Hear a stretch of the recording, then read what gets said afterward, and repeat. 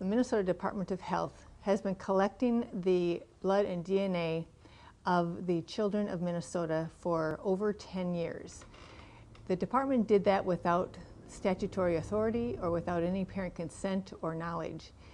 And in March of 2007, a judge said that the 2006 genetic privacy law would require the Department of Health to get informed parent consent for both the genetic testing of the program as well as the collection of the blood and the retention of the blood, and for research, genetic research on the blood.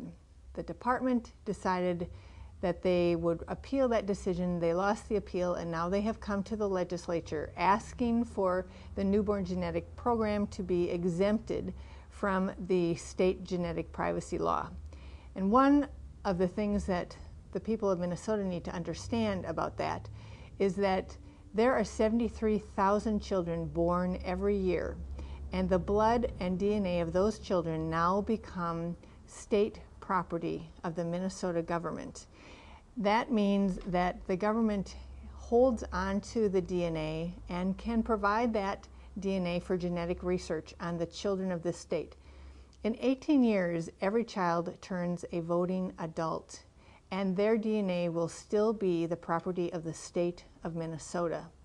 So what we're saying is, if there is a genetic privacy law here in Minnesota, as there is, why are we going to exempt the DNA of every citizen born since July of 1997 from that genetic privacy law and continue that exemption in perpetuity? Because clearly that means that the genetic privacy of all the citizens of Minnesota starting since 1997, or at least since those who were born in 1997, that they don't have genetic privacy. The state of Minnesota does a variety of things with the blood and DNA that they collect. Thus far, as we see in this chart here, there are, as I said, since 1997, 780,000 children whose DNA is the property of the state of Minnesota. But if you look down here, there's 42,210 who have had their DNA given to genetic researchers. And genetic research has been done on those children without the consent or the knowledge of their parents.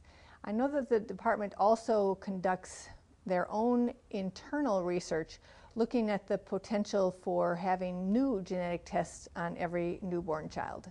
What the state of Minnesota does is it collects 5 blood spots on every newborn child, typically before 24 hours or at 24 hours after birth.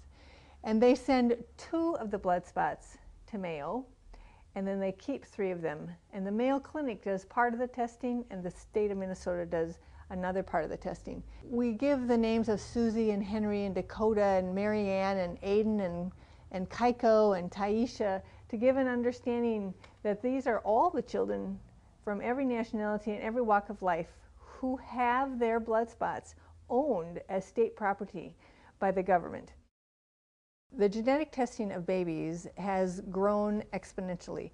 In 2003, the department was, I believe, testing babies for only 5 conditions. They came to the legislature in 2003 and asked the legislature to give the Department of Health the ability to increase or expand the number of conditions for which children are tested without having to come back to the legislature and get permission. So today, the Department of Health tests children for 54 conditions, which is, I believe, the highest number of conditions that are tested for in the country, or at least it's very close to the highest number. Some researchers are now saying that we should test children for genes, genetic tendencies towards becoming obese, or having diabetes, or getting asthma, or perhaps even the tendency towards violence.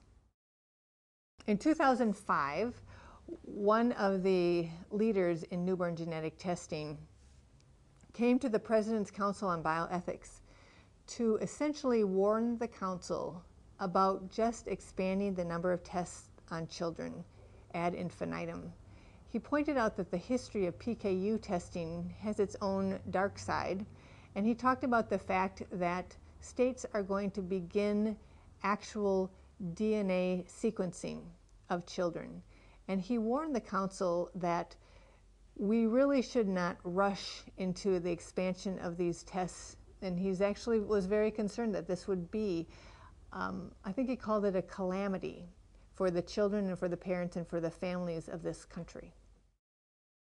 There's a big difference between opting out and opting in. Opting in is consent and opting out is not. If you have the right of consent, that means that nothing can be done to your child until you have signed on the dotted line saying that you understand what is being asked of you and that you give permission.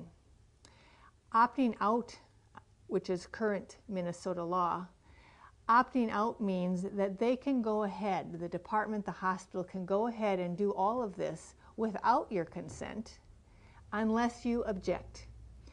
So we would like it for the state of Minnesota to give you the right of consent so that you are fully informed at a time which is very hectic and very hard, the birth of a child, labor, delivery, and all of the excitement and exhaustion postpartum. We would like you, as parents of the children, to be able to be fully informed rather than to hope that you saw what your options are and not get them. Parents need the right of consent to protect their children. Parents need to be able to know what's happening. They need to know that this is genetic testing. They need to be able to say yes or no. They need to know that the state of Minnesota is actually retaining their blood and considering their child's blood as state property.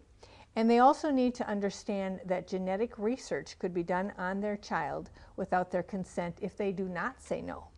So this, we would like people to think about these blood spots and understand that in those blood spots are DNA that can be used time and time again. They just take tiny itsy bitsy punch holes out of each blood spot. And so countless numbers of genetic research projects can be done on each of these children without the parents' consent or knowledge.